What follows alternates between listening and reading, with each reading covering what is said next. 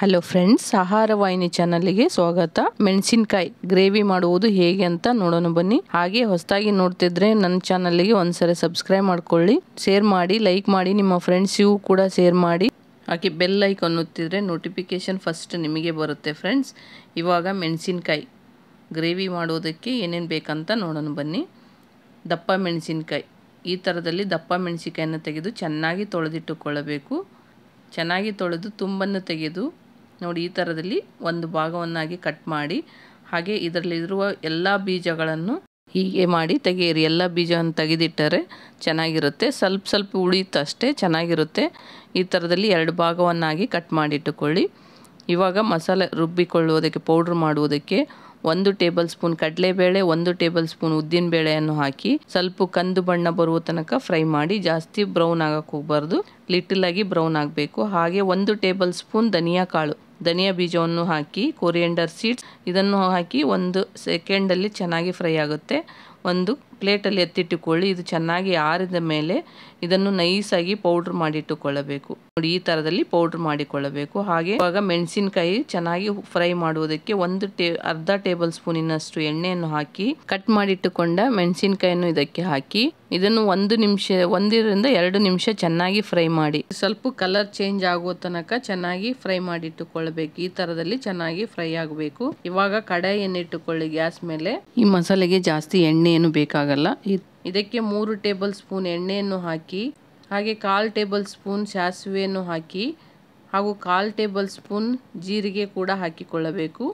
ಇದು ಚೆನ್ನಾಗಿ ಚಟ್ಪಟ್ ಅಂದ ಮೇಲೆ ಇದಕ್ಕೆ 1/4 ಟೇಬಲ್ ಸ್ಪೂನ್ ಇಂಗನ್ನು ಕೂಡ ಹಾಕಿ, 1 ಈರುಳ್ಳಿ ಉದ್ದುದ್ದಾಗಿ ಸಣ್ಣದಾಗಿ ಕಟ್ ಮಾಡಿಟ್ಟುಕೊಂಡ 1 ಈರುಳ್ಳಿಯನ್ನು ಹಾಕಿ, ಇದು ಸ್ವಲ್ಪ ಗೋಲ್ಡನ್ ಬ್ರೌನ್ ಬರುವ ತನಕ ಇದನ್ನು ಕೂಡ ಚೆನ್ನಾಗಿ ಫ್ರೈ ಮಾಡಿಟ್ಟುಕೊಳ್ಳಬೇಕು. ಇದು ಕಲರ್ ಚೆನ್ನಾಗಿ ಚೇಂಜ್ ಆಗಬೇಕು, ಆ ಥರದಲ್ಲಿ ಫ್ರೈ ಮಾಡಿ. ಇದಕ್ಕೆ 1 ಟೊಮೆಟೊವನ್ನು ಕೂಡ ಹಾಕಿ, ಟೊಮೆಟೊ ಕೂಡ ಚೆನ್ನಾಗಿ ಫ್ರೈ ಆಗಬೇಕು. ಇದು 2-3 ನಿಮಿಷ ಆಗುತ್ತೆ. ಆ ಥರದಲ್ಲಿ ಇದನ್ನು ಕೂಡ ಚೆನ್ನಾಗಿ ಫ್ರೈ ಮಾಡಿಟ್ಟುಕೊಳ್ಳಿ. ನೋಡಿ, ಹೀಗೆ ಚೆನ್ನಾಗಿ ಫ್ರೈ ಮಾಡಿ, ಸಣ್ಣ ಉರಿಯಲ್ಲೇ ಫ್ರೈ ಮಾಡಿ, ಹೈ ಫ್ಲೇಮಲ್ಲಿ ಇಡಕ್ಕೆ ಹೋಗಬೇಡಿ. ಹೀಗೆ ಚೆನ್ನಾಗಿ ಕುಕ್ ಆಗಬೇಕು.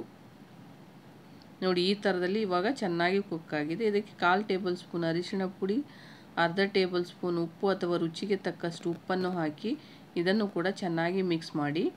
ಹಾಗೆ 2 ಇಂಚಿನಷ್ಟು ಹುಣಸೆಹಣ್ಣನ್ನು ತೆಗೆದು ಅದರ ರಸವನ್ನು ಇದಕ್ಕೆ ಹಾಕಿ, ಜ್ಯೂಸನ್ನು ಇದಕ್ಕೆ ಹಾಕಿ. ಹುಣಸೆಹಣ್ಣು ಹಾಕುವುದರಿಂದ ತುಂಬಾ ಟೇಸ್ಟಿಯಾಗಿ ಬರುತ್ತೆ ಗ್ರೇವಿ. ಮೆಣಸಿನಕಾಯಿ ಜೊತೆ ಹುಳಿ, ಉಪ್ಪು, ಖಾರ, ಸ್ವೀಟ್ ಇದ್ದರೆ ತುಂಬಾ ಚೆನ್ನಾಗಿರುತ್ತೆ. ಇದನ್ನು ಚೆನ್ನಾಗಿ ಮಿಕ್ಸ್ ಮಾಡಿಕೊಳ್ಳಿ.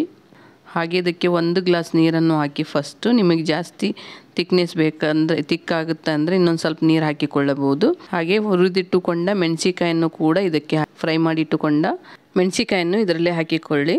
ಹೀಗೆ ಮೆಣಸಿಕಾಯನ್ನು ಹಾಕಿ ಇದಕ್ಕೆ ಕರಿಬೇವನ್ನು ಕೂಡ ಹಾಕಿ, ಸ್ವಲ್ಪ ಕರಿಬೇವನ್ನು ಹಾಕಿ ಚೆನ್ನಾಗಿ ಮಿಕ್ಸ್ ಮಾಡಿ. 1 ಟೇಬಲ್ ಸ್ಪೂನ್ ಬೆಲ್ಲವನ್ನು ಹಾಕಿ. ಬೆಲ್ಲವನ್ನು ಹಾಕಿದರೆ ತುಂಬಾ ಚೆನ್ನಾಗಿರುತ್ತೆ, ಟೇಸ್ಟಿಯಾಗಿ ಕೂಡ ಇರುತ್ತೆ. ನೋಡಿ, ಈ ಥರದಲ್ಲಿ ಚೆನ್ನಾಗಿ ಮಿಕ್ಸ್ ಮಾಡಿ 2 ನಿಮಿಷ ಕುದಿಸಿದರೆ ಸಾಕು, ತುಂಬಾ ಚೆನ್ನಾಗಿರುತ್ತೆ. ಇದಕ್ಕೆ ಕೊತ್ತಂಬರಿ ಸೊಪ್ಪನ್ನು ಕೂಡ ಹಾಕಿ, ಹಾಗೆ ನಾವು ಹುರಿದು ಪುಡಿ ಮಾಡಿಟ್ಟುಕೊಂಡ ಪೌಡ್ರನ್ನು ಕೂಡ ಇದಕ್ಕೆ ಹಾಕಿಕೊಂಡು ಚೆನ್ನಾಗಿ ಮಿಕ್ಸ್ ಮಾಡಬೇಕು. ಗಂಟಾಗದ ಹಾಗೆ, ನಿಮಗೆ ಗಂಟಾಗುತ್ತೆ ಅಂದರೆ ಸ್ವಲ್ಪ ಹಾಕುತ್ತಾ ಮಿಕ್ಸ್ ಮಾಡಿ. ಈ ಥರದಲ್ಲಿ ಮಿಕ್ಸ್ ಮಾಡಿ ಸ್ವಲ್ಪ ಗಟ್ಟಿ ಆದರೆ ಇನ್ನೊಂದು ಅರ್ಧ ಕಪ್ಪಿನಷ್ಟು ನೀರನ್ನು ಹಾಕಿ ಹಾಗೆ ಚೆನ್ನಾಗಿ ಮಿಕ್ಸ್ ಮಾಡ್ತಾಯಿರಿ. ಜಾಸ್ತಿ ತಿಕ್ನೆಸ್ ಬೇಕಂದರೆ ಜಾಸ್ತಿ ತಿಕ್ನೆಸ್ ಮಾಡ್ಕೊರಿ, ಅಥವಾ ಸ್ವಲ್ಪ ನೀರಿನ ಅಂಶ ಬೇಕಂದರೆ ಸ್ವಲ್ಪ ನೀರು ಹಾಕಿಕೊಳ್ಳಿ. ನೋಡಿ, ಈ ಥರದಲ್ಲಿ ಚೆನ್ನಾಗಿ ಕುದ್ದು ಯೆಲ್ಲೋ ಕಲರ್, ಗ್ರೀನಿಸ್ ಯೆಲ್ಲೋ ಆಗಿರುತ್ತೆ, ಚೆನ್ನಾಗಿರುತ್ತೆ ಫ್ರೆಂಡ್ಸ್.